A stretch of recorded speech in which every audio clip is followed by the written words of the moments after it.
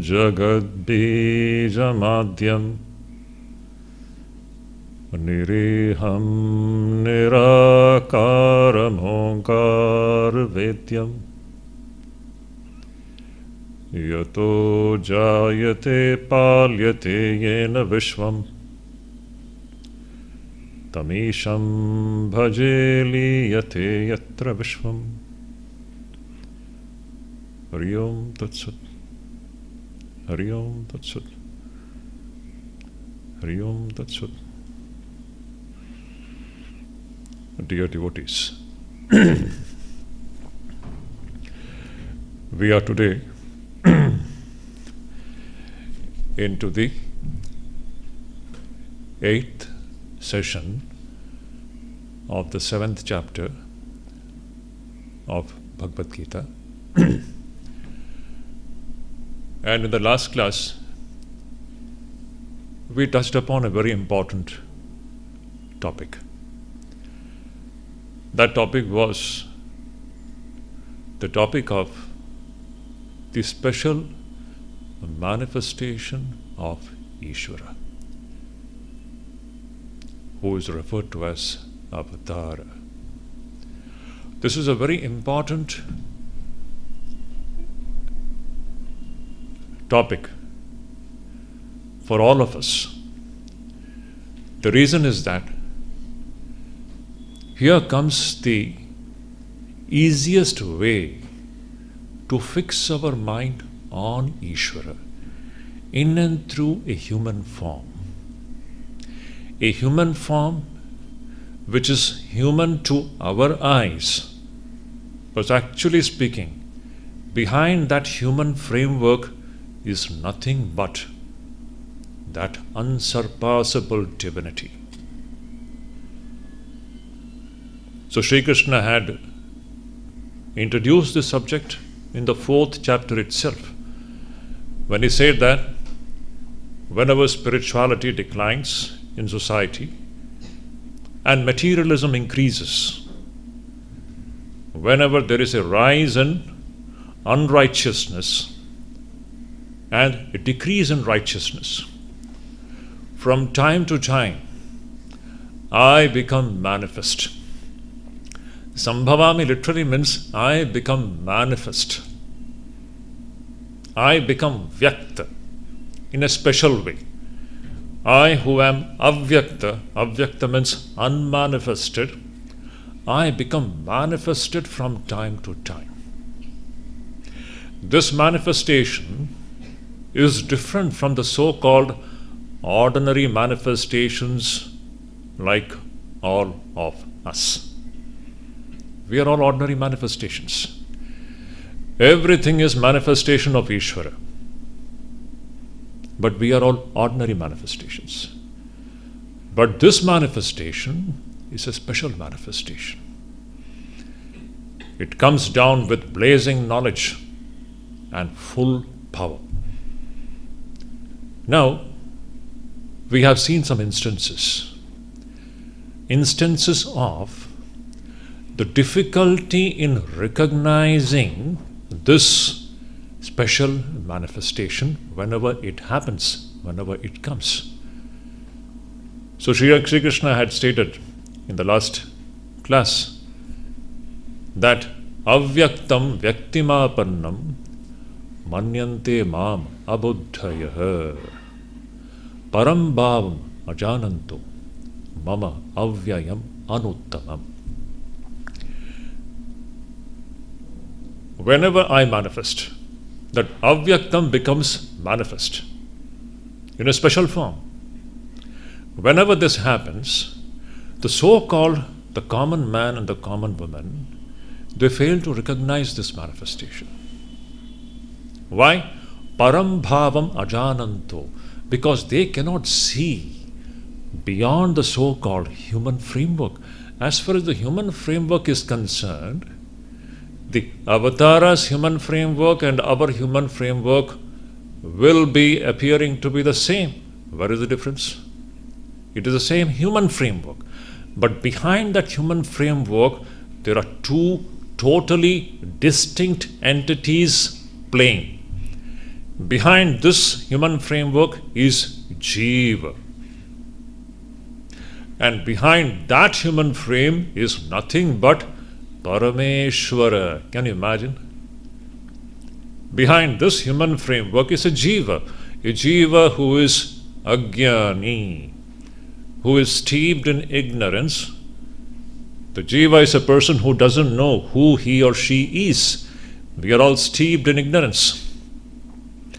But behind that manifestation is nothing but that unsurpassable, avyayam, anuttamam, param, Ishwaram. But who can recognize it? So we had seen some instances when Sri Rama came. Outwardly, what do we find in Sri Rama's life? He is just like you and me, outwardly. During his lifetime, people knew him as Dasharatha Putra, son of Dasharatha, nothing else, the prince of Ayodhya. And when his wife was kidnapped, he was weeping just like any other ideal husband. So even today, this question is asked. If he is an incarnation, why is he weeping? That is the big mystery here.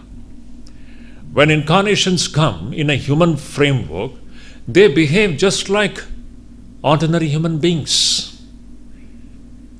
But as Sri Krishna had stated, they come to set before the humanity the great ideals. So in and through that Leela of Ramayana, what do we find? The highest ideals of a family life is placed before all of us. Amazing. In fact, there is no comparison with that one episode of Ramayana. The whole episode of Ramayana, in and through that, what is kept before the humanity is an eternal presentation. What should be a human being, or how should a human being living in a family? The ideal husband, the ideal wife, the ideal son, the ideal brother, the ideal king. In every sense, you will see in Ramayana, the ideals are presented to its extremity. Perhaps no other instances we find such beautiful, blazing presentation of ideals of a family life. A family man living in a family. So outwardly he is behaving just like any other human being. When his wife was kidnapped, he is weeping. But he shows what should be the role of an ideal husband. What a beautiful thing it is. Amazing. So Ishvara, when it comes in a human form, outwardly it is just like you and me. And ordinary people fail to recognize this divine manifestation. Why? That is given in the next verse. Naham prakasha sarvasya yoga maya samashritah.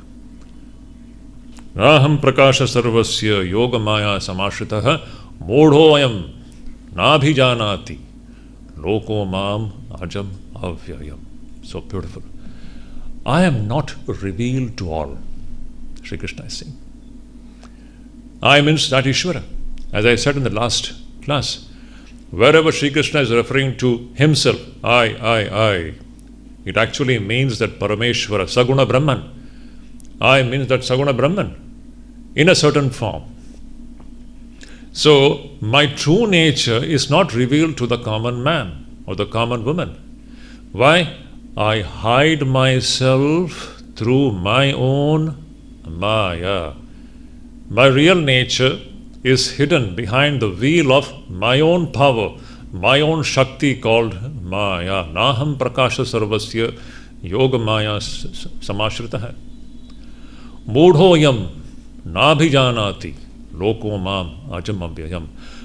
This loka, the human beings who are mudhas, fools, this foolish human being, nabhijanati, he fails to recognize me, my real nature. In this, before I go ahead, I just wish to touch upon an important point. See, that Parameshwara, that Saguna Brahman, from time to time, it comes down in a certain human form. And there are so many such manifestations. It is not just one. It will go on eternally. Whenever the situation demands, that Parameshwara comes down in a human form. And all these human forms, they are all just like small windows, They are all just like small windows or doors, doorway to enter into the portals of Ishvara. So when we fix our mind on any one of these forms, that form is like a doorway. It is just like a window in and through which we are entering into the portals of Supreme Reality. So this is how, to facilitate this, Ishvara comes down from time to time, so that we can love that Parameshwara in and through a beautiful divine human form. So all the forms are equally efficacious to take us to that Supreme Reality. So we often, in our lack of wisdom, we make comparisons, silly comparisons. Oh, this is greater than that. This form is superior, that is inferior. All these things are actually speaking meaningless. Ishta, idea of Ishta. Ishta means what? What is dear to me. Yes, that Ishvara comes down in so many forms. All the forms are equally efficacious as far as our entry into that Supreme Reality is concerned. Any one of these forms can equally take us to that Supreme Reality. For me, one particular form may be extremely dear and attractive. For somebody else, it may be some other form. So these comparisons, actually speaking, are baseless. These are all divine forms coming down from time to time to facilitate bhakti in the bhaktas. These are all meant to stimulate devotion in the bhaktas. And in and through this devotion, bhakti, the bhakta realizes Ishvara. So, you see, these incarnations are just like small windows. In fact, compared to the ordinary human being, these divine manifestations are huge. They are great. We can't even think about their greatness. Compared to you and me who are in ignorance, these divine manifestations are huge and great. But, you know how these incarnations are? Sri Krishna and Arjuna, there is one dialogue.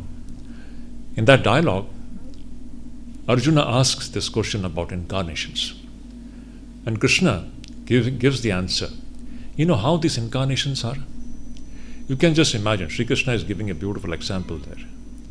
You can just imagine there is a orchard of grapes. There's a grapevine. And in a very big orchard where there is only grapevines, just imagine, can anyone count the number of grapes hanging in that grapevine? Sri Krishna is saying every incarnation is just like one single grape in that grapevine. In the ocean of Brahman, these are all just small manifestations. So we can imagine, you see, what we are talking about, that Parameshwara, it is beyond the grasp of the so-called the common man or the common woman. And these divine manifestations, they are all nothing but the manifestations of that Saguna Brahman, which is unimaginably vast. It's beyond human comprehension. To get connected with that Ishvara, these beautiful manifestations, they take place from time to time, through which the common man, the common woman can get connected with Ishvara very easily. A beautiful divine human form is the easiest way in and through which we can approach that Supreme Reality. To facilitate this kind of a manifestation takes place from time to time. Now coming back to our main issue.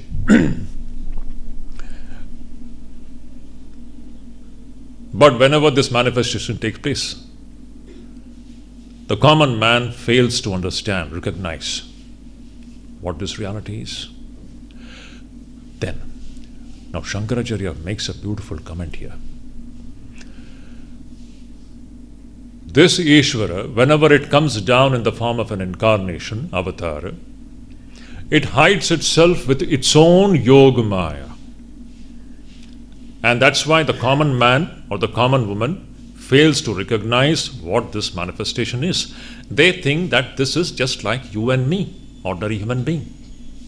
Now the question is, this Ishvara's maya hides the reality from the eyes of the common man. But does that maya of Ishvara hide Ishvara's own knowledge about itself? That is the question. Shankaracharya, introducing the next verse, he says that Ishvara's maya is hiding Ishvara's true nature from the eyes of the so-called the common jiva, ordinary jiva. But can Ishvara's maya hide the knowledge of Ishvara in the Ishvara? Can it hide? It cannot hide. So Shankaracharya gives a very beautiful example there. He says, there is a magician. What does magicians do? Magicians, what do? They hypnotize the audience. Magic show is nothing but it's a kind of a hypnotism. They hypnotize the audience and make the audience see something which is not actually existing. That is magic show. Magic show is nothing but it is a kind of hypnotism which the magician can do, hypnotizing the audience and making the audience see something which is not actually existing. That means the magician is hiding the vision of the audience. But is the magician's own knowledge about himself hidden? The magician knows very well, I am the magician and this is a magic show going on. Is it not? Similar is the case with Ishvara. Ishvara hides the knowledge of the so-called the jivas, but Ishvara's own knowledge about himself is never hidden. Because Ishvara is the Mayadhisha and the jiva is Mayadhina. There are two beautiful terms which we always use. The so-called the common jiva, it is Mayadhina. Mayadhina means it is subject to the power called Maya. Whereas Ishvara is not subject to its own Maya. Ishvara is the Lord of the Maya. Ishvara is Mayadhisha. That's why Ishvara's own Maya does not affect Ishvara. Sri Ramakrishna gives a very beautiful example. Sri Ramakrishna says, a cobra has got poison in its fangs. And if the cobra bites someone, that person dies. But the cobra itself never dies. Though the poison is there in the fangs of the cobra, it's a beautiful example. That poison can kill somebody else, but the cobra itself is never killed by the poison which is there in the fangs of the cobra. Similar is the case with Ishvara's Maya. Ishvara's Maya can delude everybody else, but Ishvara himself is never in delusion because Ishvara is the Lord of Maya. It is not subject to Maya. Jiva is subject to Maya. That's why we are all in darkness. This being the case, Sri Krishna says the next verse. He says, so in the verse number 25, we had seen, Naham prakasha sarvasya yoga maya samashritah. Sri Krishna is saying that I am not revealed to everyone. Why I am not revealed to everyone? Because I hide my own true nature by my own Maya. But this happens what? The common man gets deluded, but Ishvara himself is not deluded. Ishvara's knowledge is always manifested. Ishvara knows what is going on. So that is why Sri Krishna says here, Vedaham samatitani vartamanani charjuna bhavishyani cha bhutani Mam tu Vedana kaschana. Beautiful. Sri Krishna is saying that Vedaham samatitani Vartamanani charjuna. Veda aham. I know everything. The jiva doesn't know anything. So see, these are two opposed situations. Now see, every jiva thinks that I know everything. It's the most mysterious thing. We jivas, we think that we know. I know. Do we really know? As long as we don't know Ishvara, actually speaking, we do not know anything. We are not knowing anything. Unless we know that one entity, we are not knowing anything, because the knowledge of the so-called many, the knowledge of the so-called this anitya dimension is all ignorance itself. Shankaracharya says in one of his commentaries, knowledge of this ashashvata samsara, whatever knowledge you have, it all falls in the domain of ignorance. Knowledge of Ishvara alone is knowledge. Rest everything is ignorance. Sri Ramakrishna says, see, all these things you can compare. Sri Ramakrishna's statements, all you will find in Shankaracharya's commentaries. All you will find in our Shastras. Every single utterance. Sri Ramakrishna says, Bhagavanir Jnani Jnana, Baki Sab Agyan. So beautiful. The knowledge of that one reality alone is knowledge. You may be knowing here so-called everything, and everyone thinks that I know. What do we know? Whatever we are knowing, this belongs to the domain of ignorance and ignorance alone.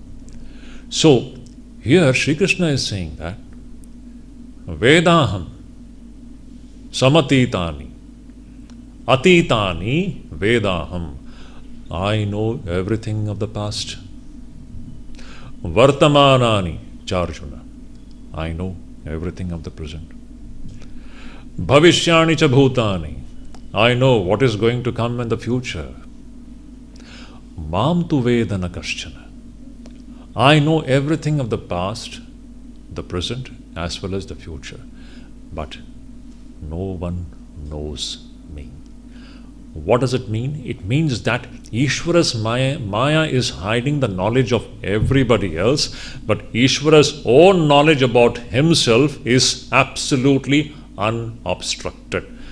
Just like the magician who is showing the magic show, he hypnotizes the audience, but he himself is not hypnotized. So Ishvara's Maya hides the knowledge of the so-called the Jiva, but his own knowledge about himself is absolutely unobstructed. Ishvara is that which knows of the past, which knows about the present, which also knows everything that is going to happen in the future. But no one knows Ishvara. Mam tu vedana kaschana. Here Shankaracharya makes a beautiful remark. No one knows me, but there is one exception. Only some people can know. Krishna is saying that no one knows me. No. But there is an exception. Some people know. So what is that? Shankaracharya says, except the one person who is my devotee. Except the one person who is my devotee and has taken refuge in me. No one adores me just because he does not know my reality. It's a beautiful statement. Very, very suggestive. Shankaracharya is saying that there is only one person. Who is that person? Devotee. A devotee, bhakta, is a person who adores Ishvara. And why does he adore Ishvara? He knows. He knows that Ishvara alone is existing. This is the main topic of the 7th chapter. That real bhakti, of the Jnani's bhakti, the real bhakti emerges when we know the real nature of Ishvara. Otherwise, our bhakti is all scattered over many imaginary ideas of God. Imaginary ideas of God is one thing, but what is God as God actually is something totally different. So the knowledge of God and the devotion for God go hand in hand. That is why you see we need to get the right understanding, right comprehension about what God is as God is, not our imaginary idea of God, Ishvara. And that knowledge comes only from the Shastras. This I repeatedly say. You can just test it out. You see, when we begin to study the Shastras, is it not a revelation? Before that, we have been imagining Ishvara in so many forms. Idea of Ishvara is not Ishvara. We can have any number of ideas about Ishvara, but what is Ishvara as Ishvara is, that knowledge comes only from the Shastras and from no other source. It has to come from the Shastras, it has to come from the Guru. Then only then our devotion will be properly channelized. Before that, our devotion gets scattered in different directions. Our emotions, our feelings for that Ishvara gets properly focused and channelized when we have the right understanding about what Ishvara is. Then we shall have Eka Bhakti and we shall be Nitya Yukta. If you remember two beautiful terms which Sri Krishna uses. Tesham Jnani Nitya Yukta Eka Bhaktir Vishishyate. This Jnani is the true Bhakta. Why? His devotion is based upon knowledge. It's a beautiful point. True devotion, true bhakti comes when you have the right comprehension of what Ishvara is. Then you become Nitya Yukta. Then your connection with Ishvara becomes unbroken. Nitya. Nitya means what? Constant. Our connection with Ishvara becomes unbroken and continued. And not only that, our devotion becomes one-pointed. Eka Bhaktir Vishishyate. Why does it become one-pointed? Because for this Bhakta who has got the true understanding of what Ishvara is, for that Bhakta, there is no second entity existing apart from Ishvara. This is the crux of this whole discussion. We need to come to a decision. Is there a second entity existing apart from Ishvara? This is the crux of this whole discussion. For all of us, we are all bhaktas, we are all seekers of truth. And if we are seekers of truth, we need to first come to a conclusion about, is there a second entity separately existing apart from this Parameshvara? Please come to a conclusion. Then you will understand what is true bhakti. If you come to a firm conviction that there is nothing existing apart from that one Ishvara, now see, you will be naturally a bhakta. Any doubt? Now there is no occasion for your bhakti to get scattered in different things. Your bhakti will be focused and concentrated. Eka Bhakti, the natural bhakta. That natural bhakti which comes from the knowledge of the Supreme Ishvara. So this is the point. So Ishvara is that the one who knows everything, the past, present and future, but no one knows this Ishvara. So Ishvara's knowledge about himself is absolutely unobstructed. Now comes a very, very significant, practically very relevant for all of us. Unless we overcome these two defects, we shall not realize what the truth is. As I said in the beginning of the 7th chapter, there it is stated, Shankaracharya starts the 7th chapter, introducing the 7th chapter, he says, what is the main intention? What is the main topic of discussion in the 7th chapter? The main topic of discussion in the 7th chapter is what? To present to us the true nature of Ishvara, number one, and how to fix our mind on Ishvara. Two things. Because preceding the 7th chapter, it was 6th chapter, which is dedicated to the topic of meditation, dhyana. Acho, we practice meditation on whom? On Ishvara. Even to practice meditation properly, we need to first have the right comprehension about what Ishvara is. Otherwise, we may be doing many things in an imaginary way. So, in order to fix our mind on Ishvara, we need to have the right knowledge of Ishvara. So, Shankaracharya beautifully says that the 7th chapter is introduced to present to us the true knowledge of Ishvara and how to fix our mind on Ishvara. And then, in the course of discussion, I am not going into all those details, we have already seen that, Sri Krishna says, the biggest obstruction, Bhagavad Tattva Jnana Pratibandhi. Bhagavad Tattva Jnana Pratibandhi. That which is the Pratibandha. Pratibandha means the obstruction. The biggest obstruction to the emergence of the knowledge of this Ishvara is what? Kama. We have seen in the earlier verses. Kama istaisai ritagyana prapadye anya devataha tam tam niyamam asthaya niyata prakritya niyata swaya. So the biggest obstruction in the emergence of the knowledge of Ishvara is what? It is kama. When we have kama, desires for the different objects of the world. And this kamana is based upon nothing but ignorance. Avidya, from avidya kama comes. And kamana makes us run after the different objects of the world. We get connected to Ishvara just to satisfy the different objects or just to satisfy our own desires.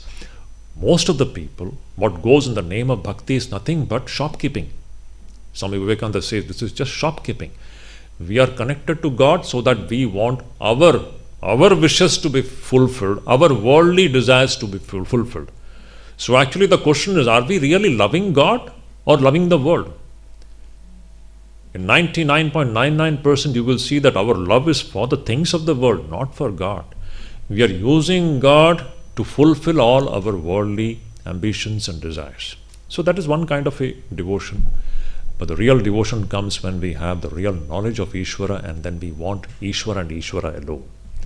So anyway, Sri Krishna has stated that the biggest obstruction to the emergence of the knowledge of Ishvara is kama. When we have kama, this emergence of the knowledge of Ishvara cannot take place. Then, along with kama comes the expression of kama, which is very, very, I should say, a biggest impediment as far as the realization, experience of Ishvara is concerned. As long as this defect is there, no one will be able to understand what Ishvara is. Now, what is that defect? Let us see. A beautiful and very practically relevant issue which we have to consciously tackle in our day-to-day life. Unless we tackle this consciously, knowingly that how it is totally taking us in a wrong direction. Unless we knowingly tackle this and rise above this issue, we shall never be able to understand what Ishvara is. So what is that thing? Sri Krishna is saying here, what again is the obstruction to knowing Ishvara's true nature? That is the topic here now. What is again the obstruction, pratibandha, to knowing the true nature of Ishvara? What is that? Sri Krishna says, Ichha dvesha samuthena dvandva mohena bharata sarva bhutani sammoham sarge yanti parantapa. A very, very significant verse. And here Shankaracharya makes some amazing comments.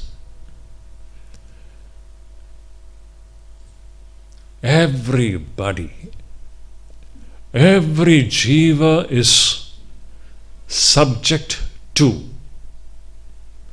two forces. What are these two forces? Ichcha and Dvesha. You can see the sweeping statement here and how true it is. Ichcha and Dvesha means what?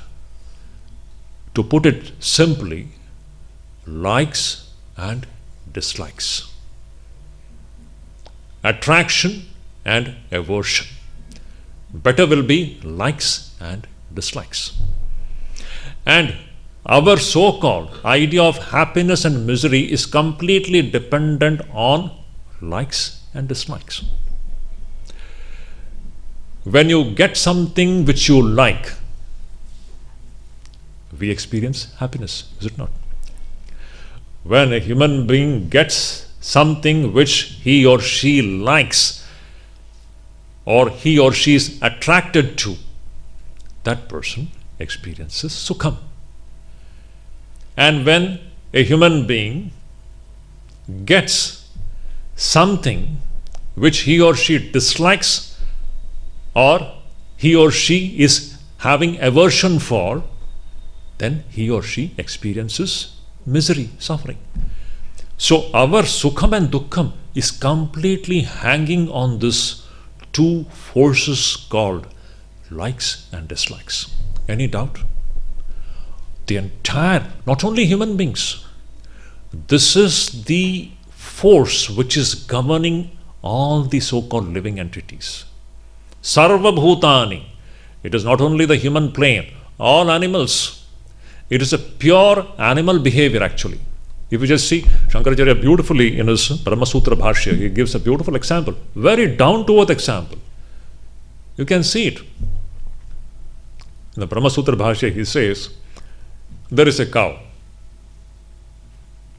If you take some grass in your hand, a stack of grass in your hand, and you show it to the cow will straight away come to you. Any doubt? You can try it out. You can stand on the street, you take some grass in your hand, fresh green grass, and show to the cow will straight away come to you. Is it not? What is happening? Because that grass is something which the cow likes. And by eating that grass, the cow experiences sukham. So this is how the cow's behavior is completely governed by this force of liking something, and that liking is associated with the experience of sukham. Now the same thing Shankaracharya says, instead of grass in your hand, you stand with a stick in your hand, as if you are going to beat the cow. Now seeing you in that posture with a stick in your hand, now what will be the cow's behavior? Will the cow come close to you? It is repelled. Why? Now this posture in which I am standing with a stick in my hand, it is something which the cow doesn't like, because the cow knows that this will bring misery to it. And this brings upon the cow a different kind of a response, which will be like going away from me. So this going away and going close to something is what is Ichcha and Dvesha. Now this is not only animal behavior, it is everybody, even human beings. Shankaracharya makes a beautiful comment there. Now what we see in the animal kingdom, the same thing is continuing in the human beings also. We are all governed by these two forces of likes as well as dislikes. Now that is what Krishna is beautifully putting it here. Now this is the biggest obstruction as far as knowing the supreme nature of Parameshwara is concerned. As long as we don't rise above this Ichcha and Dvesha, likes and dislikes, no one will be able to realize the true nature of Ishvara. So Shri Krishna is saying here, Ichcha Dvesha Samutta. Beautiful term. That which is born out of Ichcha and Dvesha. Ichcha Dvesha Samutta. Ichcha Dvesha Samutta means that which is born out of Ichcha and Dvesha. What is born out of Ichcha and Dvesha? Moha.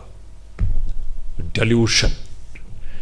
When we are governed by Ichcha and Dvesha, our mind gets clouded. Moha grasta. Moha is a beautiful term.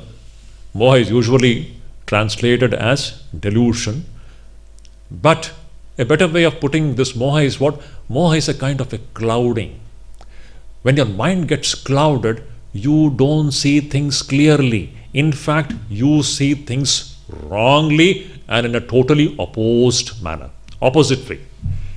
When the mind is clouded by all kinds of emotions, we will never be seeing things clearly. And absence of the right knowledge is the cause of all the miseries in human life. So what is born out of these two forces called likes and dislikes? Dvandva moha. This moha born out of this dvandva, this duality of ichcha and dvesha. A beautiful statement. So Shri Krishna is saying that ichcha dvesha samuttena dvandva mohena bharata. Hey Arjun, something which is born out of the likes and dislikes. What is that? Moha, delusion. Sarva bhutani sammoha. Everybody is deluded. Everybody, the whole of the so-called living beings, not only human beings, but all the living creatures, they are totally subject to this delusion. Sarva bhutani sammoha. They are all sammohitah. They are all hypnotized. Their minds are completely clouded. Sarge yanti parantapa. They are born with this delusion. You just see everybody, every baby born out of the mother's womb, it is born with this delusion. See, these are all profound observations of the so-called the living organism. It's a profound observation. We should observe the behavior of all the living organisms, not only human beings. Look into any creature. The moment it is born out of the mother's womb, its behavior is completely governed by likes and dislikes. Whatever is favorable to the baby will want it. Is it not? And anything which is giving so-called unpleasant kind of an experience to the baby will start crying. No, don't give me that, don't give me that. But give to the baby something which is favorable to it, it will want it, it will seek it. So beautiful. All the behavior is completely governed by this ichcha and dvesha, likes and dislikes. And then, when we begin to get something which is liked by us, I become attached to it. Second thing. Attachment. Something which I like, I get it. I become deeply attached to it. I don't want to leave it. Is this not the fact? Something which I like, because it is giving me a kind of a pleasant kind of a sensation, experience, then I become attached to it. I don't want to give it up. This is the nature of the human behavior. So Sri Krishna is saying that Dvandva mohena bharatah sarva bhutani sammoha. Every living creature is hypnotized or subject to this moha, a moha which is born out of ichcha and dvesha. So you see what is happening here. Here Shankaracharya makes a beautiful comment. I'll just read out that portion. Shankaracharya says here, what happens when our mind is clouded by this delusion born out of likes and dislikes? When our mind is clouded by the delusion born out of likes and dislikes, what happens? He says, exact knowledge about objects in the external world. He is first talking about this external world, is it not? Exact knowledge about the objects in this external world does not arise in one whose mind is overpowered by this defect of likes and dislikes. And therefore, he says, it goes without saying that the knowledge of the indwelling self, the knowledge of Ishvara, beset with many obstacles as it is, does not arise in a completely bewildered person whose intelligence has been overcome by likes and dislikes. Beautiful statement. You see, even to have the right knowledge of the things of the world, our mind should be free from the disease of ichcha and dvesha, likes and dislikes. I'll give you one example. This is a very important subject. A human being is there. I have formed some opinions about that human being. That human being, actually the way the human being is not known to me. But I form some ideas about that human being. And I may not like that human being for some reasons, some ideas, clouding of the human mind. Am I knowing that human being as the human being is? The knowledge of that human being is obstructed by the so-called the different opinions which I form in my mind owing to the so-called likes and dislikes. When I don't like a person, I form all kinds of ideas in my mind about that person. That person may not be that way at all. Now, this is not only about the person. You take any physical science also. A scientist has to be absolutely objective in his investigation. His mind should not be colored by likes and dislikes. Truth doesn't depend upon our likes and dislikes. Truth is truth, whether I like it this way or that way. So Shankaracharya makes a beautiful comment in his Brahma Sutra Bhashya. There is one thing called the knowledge of a thing based upon the thing as the thing is. The other kind of a knowledge is the knowledge which is based upon the opinions which we have about that thing. One is known as Vastu Tantra, other is known as Purusha Tantra. Anyway, we need not go into the details of that. See, knowing a thing as the thing is, without the coloring of our mind, this is a great mind actually. This is the kind of mind which we have to cultivate. When our mind is covered by all kinds of opinions about certain things, this coloring will never allow us to have the right knowledge of Parameshwara. So this is the great defect. Ichcha and Dvesha, likes and dislikes, it completely covers our mind with a kind of a clouding, and it deludes us, and it does not let us know what that supreme reality is.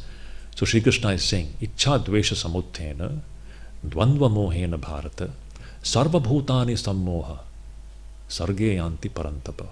Every creature is born with this defect of Ichcha and Dvesha, and the delusion born out of Ichcha and Dvesha. And this is the one of the major reasons why we don't understand the true nature of Ishvara. As long as our mind is colored by these likes and dislikes, we shall never be able to understand the true nature of Ishvara. We have to rise above it. Then only we can. Now, how to rise above it? This is the next verse. Sri Krishna says,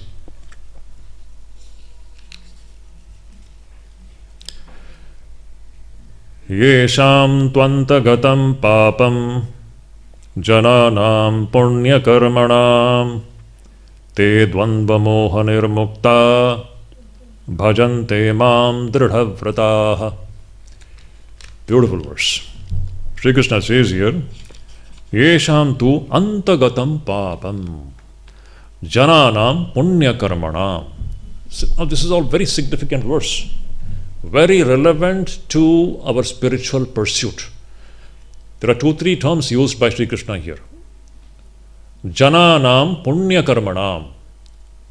Jananam punyakarmanam means people who lead good life, a life based upon righteousness, punyakarma. Those who lead life which is based upon virtue and righteousness. When we begin to lead a life based upon righteousness and virtue, what happens is that antagatam papam, all the sinful tendencies will begin to get eradicated. Our sinful tendencies begin to get eradicated when we begin to lead a life which is based upon righteousness and virtue. Esham tu antagatam papam jananam punyakarmanam te dvandva moha nirmukta. When we lead this kind of a life which is based upon righteousness, which slowly begins to eradicate all our sinful tendencies, in short, when our mind begins to become purer and purer and purer, what happens? Te dvandva moha nirmukta. They will become freed from this delusion caused by this duality of Ichcha and Dvesha. Te dvandva moha nirmukta bhajante mam dridhavrataha. this person can now worship me. Dridhavrata, beautiful. This person can have strong bhakti for me. Dridhavrata means a person who has got a strong conviction about Ishvara, that Ishvara is of this kind, the way it has been presented here. Ishvara not the way I am imagining Ishvara. Again I repeat, our imagination of Ishvara is one thing, but Ishvara as Ishvara is something else. That comes only from the Shastras. Otherwise we form all kinds of ideas about God. Ideas about God is not God. The real idea, the real comprehension of what Ishvara is, it has to come from the Shastras and from the Guru. So this person will have Dridha Vrata, a strong conviction about this is what Ishvara is, and when you have this kind of a strong conviction, this is what Ishvara is, you will be able to worship Ishvara the way Ishvara should be worshipped. Te dvandva moha nirmukta bhajante mam. This person will bhajante mam. Bhajante mam means he will be worshipping me, because his worship now, there is no obstruction to this bhakti, because his mind is freed from ichcha and dvesha, the disease of ichcha and dvesha, and he is having the firm conviction that Ishvara is this and this, it is like this. So beautiful. So Sri Krishna is saying, in short, what does he mean to say is that when our minds become purified, our sinful tendencies begins to get eradicated owing to our righteous kind of a living, then this kind of a purification which is going on owing to our right kind of living. So see, it's all life. Spiritual life means what? It's a completely transformed life. A life which is completely now standing on the pedestal of righteousness. When we begin to lead this kind of a life, our tendencies to commit sins get eradicated, and we slowly become purer and purer. And when we become purer, what is going to happen is we become freed from this delusion of likes and dislikes, and then comes bhajante mam. You will be able to worship Ishvara the way Ishvara should be worshipped. So beautiful. You see, now many questions come. People come and ask, Swamiji, we don't have bhakti. What to do? ভগবানকে ভালোবাসতে পারছি না, ভগবানের মন দিতে পারছি না, ধ্যান করতে পারছি না. These are all common universal problems faced by all the spiritual aspirants. Nothing to worry about. That, Swamiji, we are unable to have the right kind of devotion which we are supposed to have. Mind goes here and there. I am unable to meditate. These are all common issues troubling every so-called spiritual seeker. See, these are the reasons why we don't have right kind of devotion. This is the reason why we fail to fix our mind on Ishvara, because of these things. As long as, now see, on one side you are letting your likes and dislikes fully go on in your life. You're completely governed by your likes and dislikes. See, these likes and dislikes make us miserable in life. We don't understand this point. This attachment and aversion literally makes us miserable in our life. It is clouding our mind. It is taking away from reality. All emotions, all kinds of so-called human emotions, uncontrollable human emotions, which make us feel so miserable, it is owing to our liking of something. What are we liking? Have we ever investigated into it? If you investigate into it, the whole picture begins to become clearer and clearer. As long as we don't investigate, we are just caught up by that emotion which is born out of this kind of liking and disliking, which is all creating a kind of a delusion in our mind. And we become miserable. We become the captives of this kind of emotions which is playing in our mind. And do we think we will have bhakti in this kind of a mental situation? As long as our mind is completely covered by this kind of emotion, will we ever succeed in having the right kind of love for God? Shall we ever succeed in fixing our mind on Ishvara? It is never going to happen. Now just take the opposite picture. Your mind is absolutely clear. There's no likes and dislikes. Now, why? How are we going to practice this in our day-to-day life? Here we have to have that samadrishti, knowing that everybody is Ishvara's form. Not to be attached to anything and not to be averse to anything. This kind of a drishti which comes from the Shastras, this is what is spiritual life. Spiritual life means we have to practice this so-called sameness. Now one more instance I'll give, because it's a very, very important subject. Now just see, please don't mind, all mothers are sitting here, parents are sitting here. The kind of blindness which parents have for children. This is a universal phenomenon. It is prakritik. There's nothing to be worried about. It is Prakriti which is playing. But we should understand, if we are bhaktas, then we have to investigate. You have to be bold. There is no compromise in that. What happens? For every parent, the child, that fascination, not fascination, the infatuation for the progeny. Infatuation is the better word. The parents are totally infatuated with the children. Even when the children do something wrong, the tendency is to cover it up. It's a kind of a blindness. We don't want to see things clearly. Why is it happening? Ichcha and dvesha. You find an example of how ichcha and dvesha completely clouds the human mind, and it does not let us see things clearly. And as long as we don't see things clearly, we shall never be able to reach the truth. Even our idea of Ishvara, how are we going to approach Ishvara with this kind of a clouded mind? That is the question. So Sri Krishna is categorically presenting here this big obstacle, pratibandha. Pratibandha in Bhagavad Tattva Jnana Prapti. This is the big obstruction. Kamana is one thing.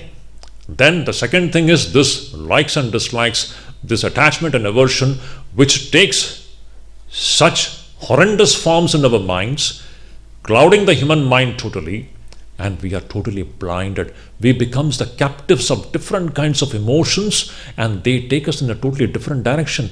How is bhakti possible in this kind of a mind? How is meditation possible in this kind of a mind? It is not possible. So one has to rise above this disease of ichcha and dvesha. How to do that? By leading a righteous life, purifying one's mind. And when we purify our mind, slowly you see this, what happens? Te dvandva moha nirmukta. We overcome this disease of likes and dislikes, and then bhajante mam dridhavrata. The real devotion will come when we have risen above this disease of likes and dislikes. Now comes last two verses. I will just touch upon these two verses also. Where true devotion comes when we are above all these things. In short, Krishna wants to say that the true devotion will come when, number one, when our mind becomes free from desires for worldly things, when our mind becomes free from kamanas, number one, and when our mind is freed from the disease of ichcha and dvesha. Then only true devotion comes. That is what Krishna wants to say. Te bhajante mam dridhavrataha.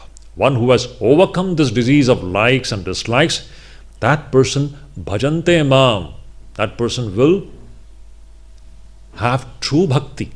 He will do the true bhakti, dridhavrataha, with a firm conviction. This cannot happen as long as we have kamanas and desires for the things of the world, and as long as we let ourselves be governed by these two forces of ichcha and dvesha. Now, when you have overcome this problem of ichcha and dvesha, when you have given up your desires for the worldly things, what happens? Why do they worship? Why do we worship Ishvara? We worship Ishvara for what? Why do we worship Ishvara? Khandana bhava bandhana. Nothing else. There is no other meaning to worship of Ishvara.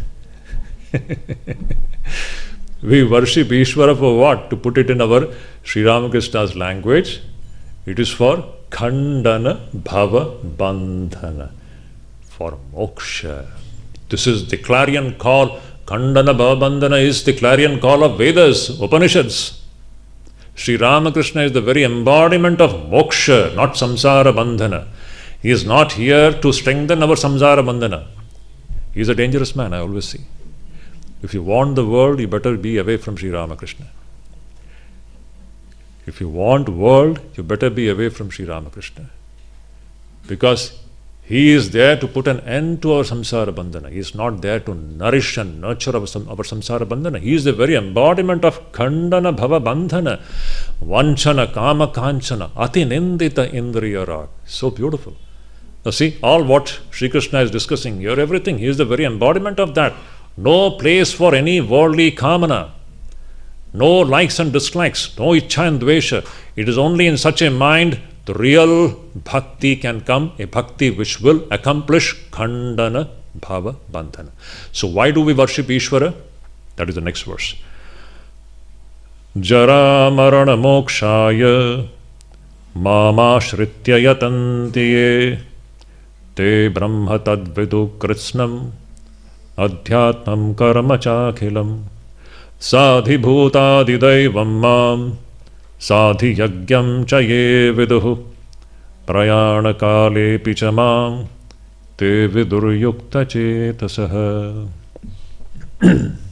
Two verses. Last two verses. So why do we worship Ishvara? Jara marana mokshaya. To become freed from Jara and Marana. Jara is what? Old age. Marana is death. To become freed from the cycle of birth and death, which is going on endlessly. In Shankaracharya's immortal words, Punarapi jananam, punarapi maranam, punarapi janani jathare shayanam, iha samsare khaludustari, kripaya pari, pahi murari, bhaja govindam. So why bhaja govindam? To come out of this cycle of birth and death. Bhaja govindam, govindam, bhaja modhamate. Samprapte sannihite marane, nahi rakshati dunkran karane. Nothing else is going to save you, my child. Shankaracharya's clarion call, immortal, absolutely unmatched, electrifying statement. Nothing else, literally nothing else is going to save the jiva from the clutches of this birth and death, apart from what? Bhaja govindam, bhaja govindam. This devotion to Ishvara is the only one thing which can save us. Nahi rakshati dunkran. So why do we worship Ishvara? It is jara marana mokshaya. For the sake of getting freed from this disease, this captivity of old age and death. Means captivity of birth and death. This janma marana chakra which is going on. To come out of this janma marana chakra, bhaja govindam. So jara marana mokshaya mam ashritya yatantiye. Now a person who is striving, yatanti means a person who is striving. And how is he striving? He is striving mam ashritya, by taking the ashraya of Ishvara. He is holding on to Ishvara and is striving. He is striving for what? We are striving, we are all here for khandana bhava bandhana, jara marana mokshaya. Please note this point. There is no other meaning to real bhakti is meant for that. Bhakti is not meant for satisfying our worldly ambitions and desires. Bhakti is that which puts an end to this captivity of the samsara.